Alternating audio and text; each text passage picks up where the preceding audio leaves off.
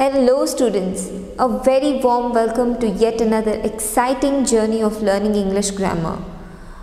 Today we are going to learn about simple tenses, but before we start, let's begin with our warming up activity.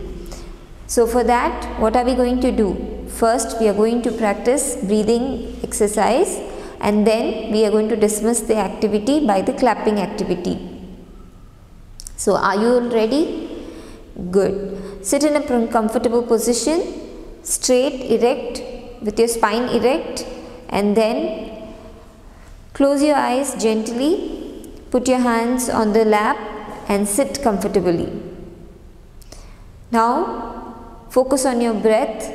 Breathe in, breathe out. Breathe in, breathe out. Breathe in, breathe out. Breathe in, breathe out. Very well done, students. Now it's time for us to dismiss this activity. For that, just finish the clapping activity. 1, 2, 3, 1, 2, 3, 1, 2, 3. 1, 2, 3, 1, 2, 3, 1, 2, 3. So students, I hope you liked it. Now let's continue with the pearl of wisdom. So what is the thought that I have got for you today? It says, good manners are a way to show other people that we respect them. Now what do we understand by this thought? We understand that we should all the time behave properly and treat everybody respectfully. And this is the only way which shows them that you are respecting them. So kids, I hope you will apply this thought into your lives and follow the instructions of elders. Students, you all have learnt about verbs in your earlier classes. So what is a verb? A verb is an action word, right? So look at the blackboard. What have I written? I get up at 7 o'clock. I eat my food. I read my lessons well. I played cricket. I will get ready for the next day. So can you identify or spot the verbs in these sentences? Yes. In the first sentence, I get up at 7 o'clock. Get up. I eat my food. Eat. I read. I played. And then I will get ready. Will get ready. So these all are the verbs. But did you observe that these verbs are all in different forms? So before we get into the actual lesson of simple tenses, let's understand the verbs and their forms. Students, look at the green board now. The verb in the base form, or it's called the main verb, we write it like this, is play and go, for example. Then the past form of this main verb will be V2, that is played and went. After that, the past participle form will be verb 3. It can be written as played, gone. Then S and ES forms, where you just add S or ES to the main verb. That is, look at this example, plays, goes. This will take place, or this is used when we are talking about a subject which is singular. ING form, it says verb plus ING and it is written as the main verb plus ING. That's playing and going. So kids, I hope you understood all the forms of the verb here. Now let's continue with tense. So children, what is tense? It is the form taken up by a verb to show the time of an action. So tenses means it is the form of the verb which is taken up by the verb to show the time of the action. Now there are three tenses that we are going to learn today. First is the simple past, the time then, simple present,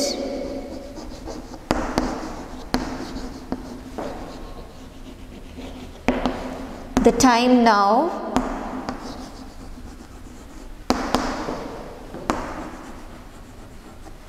then we have simple future,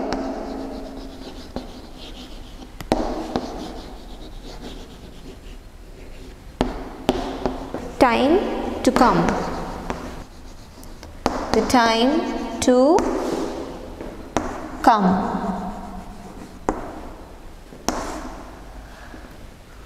So kids, in today's class we are going to learn about the simple tenses, simple present, simple past and simple future. So students, before we understand the simple present tense, I want you all to take out your English grammar book. Come to page 87. There is a table which is given for us to understand.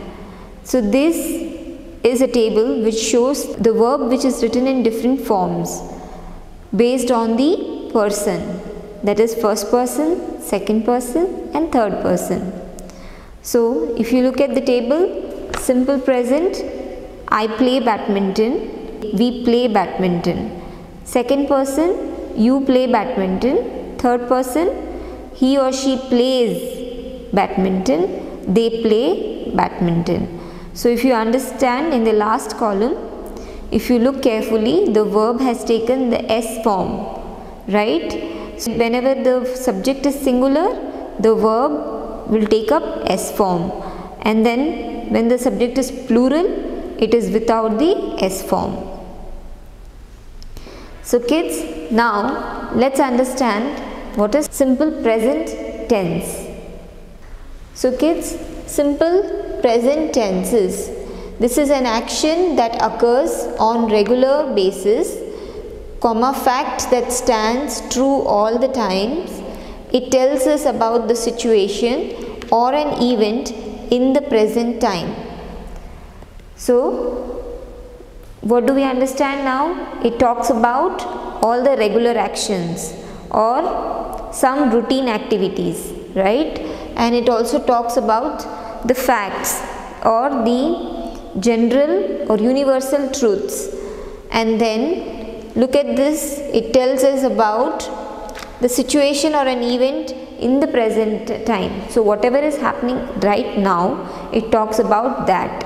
So look at the structure of the sentence, how it will be. Structure will be subject plus verb plus object. So verb is in the first form, that is the main form, right? Main verb. I play football regularly. So play is the verb V1 and it is taken up the present form, simple present form. So kids, now let us understand the uses of simple present, which I have already explained. So look at the page 87 of your grammar book. The simple present tense is used to express general or universal truths. For example, the sun rises in the east or the sun sets in the west. Then to describe something that is almost permanent or has been happening for some time and is still continuing. So example, my grandparents live in Kerala. Mrs. Bose is a dance teacher. Next one, it talks about the routine activities. Like for example, the dog barks. Next one, to express future events. Sometimes to express the future events also we use this simple present, which is to express future events that are part of a fixed timetable or a program. And then finally it is being used in the exclamatory sentences which begin with here or there. So kids, I hope you understood the simple present tense really well. So students, let's quickly recall or recap the points that we learnt under simple present tense. What is a simple present tense? It is an action that occurs on regular basis, fact that stands true all time. It tells us about situation or an event in the present time. So these were the uses of the simple present. And how is the structure of the sentence? The structure is subject plus verb plus object. The example here is I play football regularly. So this is all about simple present tense. Let's work a few examples. Students, look at the green board now and solve these 3 questions. She dash 4 languages. The verb here is speak. So what will be the present tense over here? Yes, you are right. It will be she speaks 4 languages. Then next one, Jane is a teacher. She dash French. The verb is teach. So how will you fill the answer? What will be the answer? Yes, you are right. It is going to be teaches. She teaches. T-E-A-C-H-E-S. Then those shoes dash too much. The verb is cost. So what will be the answer? Those shoes costs. Yes, you are right. Costs too much. So kids, I hope you understood the simple present tense. So kids, the action that is completed before now is the simple past tense. So how does the structure of the sentence look like?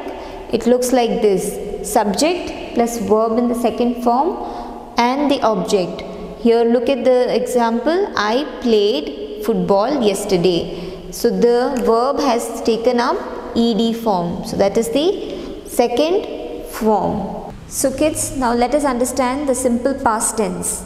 What is it? It is an action that is completed before now. So this is what it tells: any action that has been completed just now or before now. Okay, so that is subject plus verb to and plus object. This is the structure of the sentence, that is subject plus verb to plus object.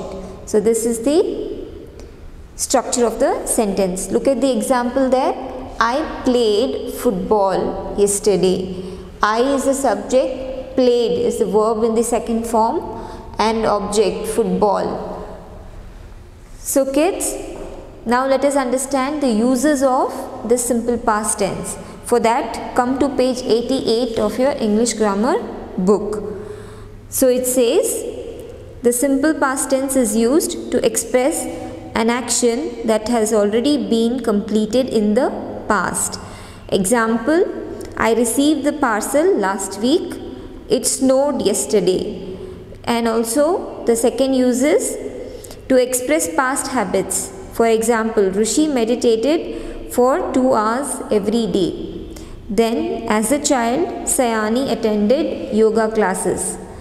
So kids, I hope you understood what simple past tense is and their uses. So kids, let's solve one exercise and recall what we learnt under simple past. It was warm, so I dash off my coat. The verb is take. So what will be the answer? In which form? Yes, you are right. It will be in verb to form. So that is took. So I took off my coat. Then I was very tired, so I dashed to bed early. Go. Go. For this, the next form of verb will be went.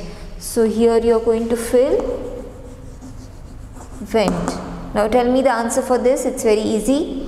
The vendor dash in front of our house. The verb is shout. So what did the vendor do? The vendor shouted. Yes, you are right. Shouted in front of our house. So kids, I hope you understood simple past tense. So kids, it's now time for the next tense, that is simple future tense. So kids, simple future tense. So this will talk about an action which will happen in the future. So some action that is going to happen in the future, we use simple future tense. So what is the structure of the sentence? That is subject plus will plus verb in the first form with the object. So here, I will play football tomorrow. So here that we have added will, and the verb is in the first main verb form. So kids, now let us understand the uses of simple future tense. I want you to come to page number 88 of your grammar book. So that is to express an action that will take place in the future. For example, Pratap will take a shower in an hour. It will be Eid in a next week. Next, to state what will happen or will be done as a matter of a habit or course. For example, this bus will go to the railway station. Now besides these uses, there is one more way where we can use the simple future. Instead of using will or shall, we are using be going to. Be going to, and come to page number 89 now. Will be going to. So how will be the structure look like? How will the structure look like? It will look like the subject plus is, am or are plus be going to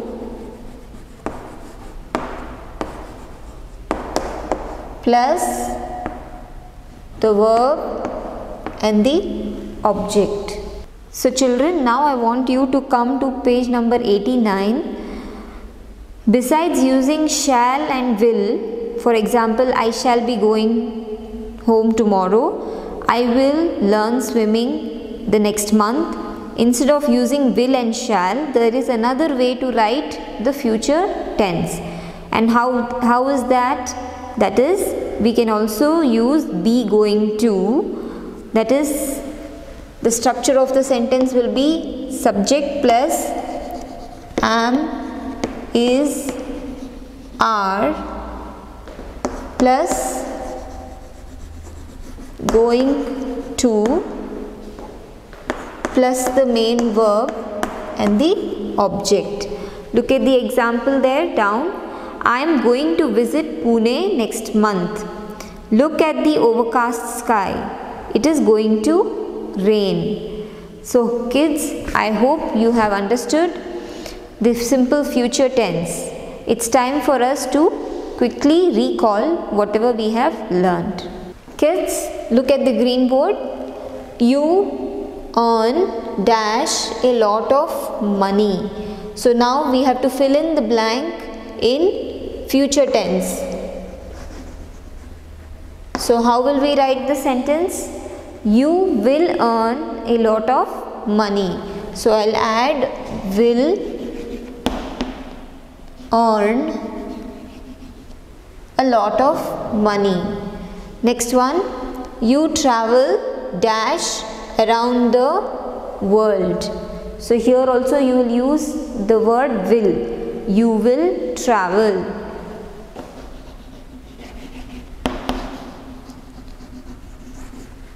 Now last one, you have to repeat the same way and complete the blank. Can you tell me what will be the answer? Yes, you will meet. Very good. So you will meet lots of interesting people. So kids, I hope you have understood the simple future tense. Now it's time for the concluding activity. Kids, now we have to solve this exercise by rewriting the sentences as indicated in the bracket. So first sentence is saying that the baby eats mashed bananas. This is in which tense? It is in simple present tense. Yes. So we have to change it to simple future. So how would you write the answer? Yes children, how will you write the answer? Yes, you are right. The baby will eat mashed bananas. So I'll write the answer. The baby will eat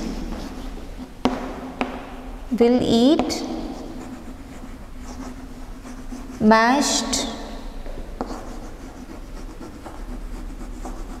bananas. So we'll solve 2 more questions, students. Now look at the second question.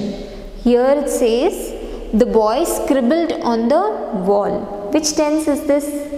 Yes, this is simple past tense, and we have to change it to simple present tense.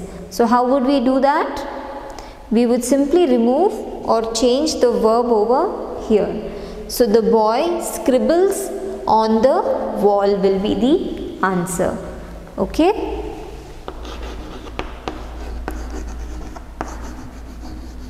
The boy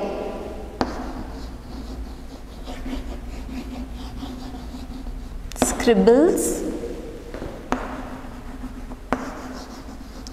on the wall. So kids, the next question is the little girl chatters happily. In which tense is it? Yes, chatters is the verb that we have to observe. So which is the tense? Yes, you are right. It is simple present tense, and we need to change it to simple past tense. So how would we write it? We would simply focus on the verb and try to change the verb over here. So the little girl chattered happily is the answer.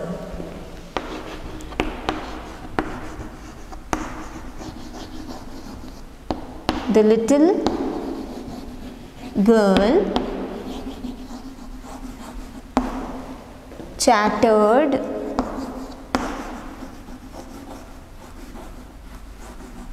happily. So kids, I hope you have understood all the 3 tenses: simple present, simple past and simple future. So students, let's quickly recall all that we have learnt and end the session with the mind map. So kids, what did we learn today? The very first thing under the simple tenses we learned was the verb and their forms. Then we learned the definition of the simple present, simple past and simple future. We also learned the structure of the 3 tenses. See, we learned simple present, that is subject plus verb plus object. Second, the simple past, that is subject plus verb 2 or verb in the second form plus the object. And then we learned simple future, that is subject plus will plus verb 1 plus object. And it also can be written in another way where we do not use will or shall. So that's subject plus am is are going to plus the verb in the first form and then the object. So this is what we learned under the structure. We also learned the uses of the 3 tenses, and finally in the concluding activity we framed 3 sentences on simple present, simple past and simple future. So kids, I hope you all have understood the topic really well. You enjoyed the class. We shall meet again in the next class with a new topic. Until then, you all take care and happy learning.